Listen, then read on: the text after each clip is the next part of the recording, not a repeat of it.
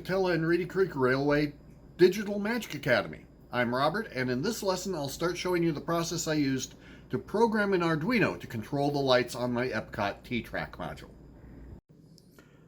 Let's start off with some basics. This little blue gizmo is an Arduino Uno, a programmable microcontroller designed by the Arduino team based out of Italy. You can buy an Arduino Uno from the Arduino team for about $30. However, the team makes their circuit board designs open source, so many Arduino clones are available from other makers. Arduino clones can be found on Amazon from about $10 to $17. If you haven't worked with Arduinos before, I recommend getting a starter kit like this one I got from Micro Center for about $40. In addition to the microcontroller, the starter kit comes with a USB cable, a battery pack, batteries not included, a breadboard, some jumper cables, and plenty of other goodies to play with, like most of these LEDs. The Arduino Uno is both the heart and the brain of the lighting setup for my Epcot module. It's like a heart because it sends power to all the lights on the module, and it's like a brain because it decides when to send power to each light. Because the Arduino is programmable, I can write code, which for an Arduino is called a sketch, to instruct the Arduino to perform those tasks.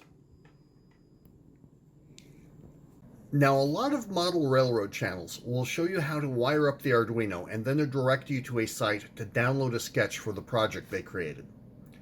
Then they tell you that they won't go into detail about how to write the sketch. At most, they will show you a few values that you might want to change in the sketch based upon the requirements for your layout.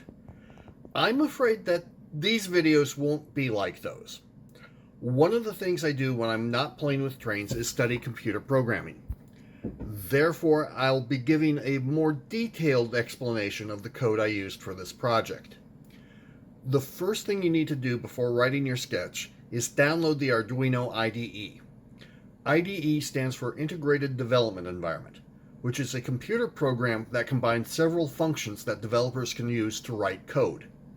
The Arduino IDE comes with a syntax-sensitive text editor, a debugger, and a compiler. It also manages the connection between your computer and Arduino. You can download the most recent version of the Arduino IDE from the arduino.cc website. On the home page, you'll want to click on the software link,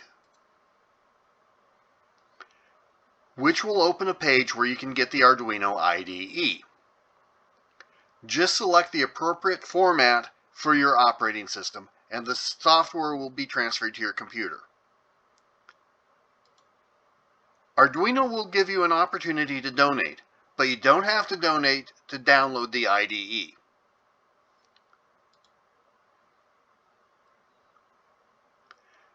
After the IDE installer is downloaded to your computer, just open the installation program, follow the prompts, and the IDE program will be installed.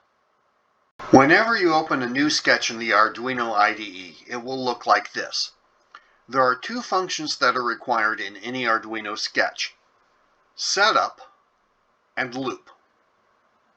The setup function will run once when the sketch begins, and the Arduino will execute any code between this pair of curly brackets. After the setup function is complete, the Arduino will execute the instructions in the loop function. The loop will repeat until the Arduino's reset button is pressed or power is cut off to the Arduino. So what do these functions do? Right now, nothing. Notice that the lines between the curly brackets in the setup and loop functions are both displayed in gray. This is the IDE showing us that the lines have been commented out by the two slashes. Commented code is intended for humans to read and the compiler to ignore. In other words, the comments won't be sent to the Arduino. Although this sketch doesn't do anything, I want to download it to my Arduino to make sure that the IDE can communicate with the Arduino through my computer. I'll connect the Arduino to my computer with the USB cable. The square end of the USB cable will connect to the Arduino, and the flat end of the cable connects to the computer.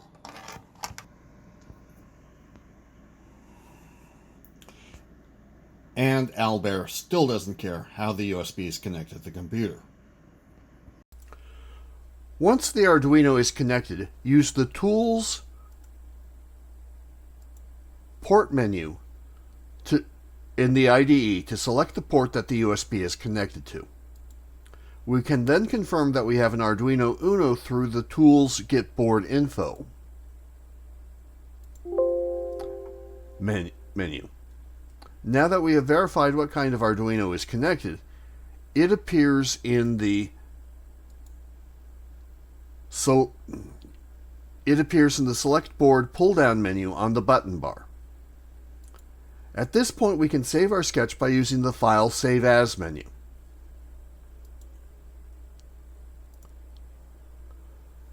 For this project, I'm going to name the sketch Spaceship Earth.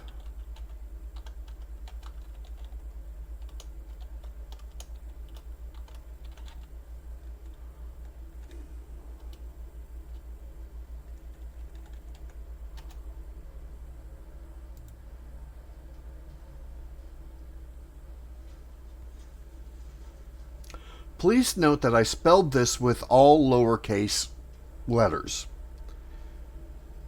and an underscore between words, which is the standard way of writing a program name.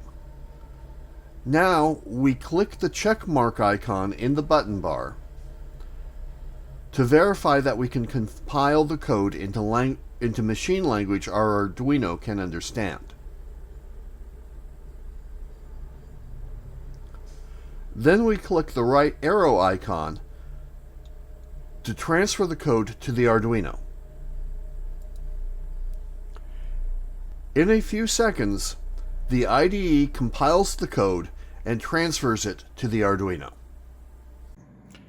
After the Arduino has received its instructions, it starts doing what we have programmed it to do. See, it's successfully doing nothing. The little green light shows us that the Arduino is receiving power and doesn't have any problems. Thus, we have loaded our first Arduino sketch. In our next lesson, we'll make a light blink.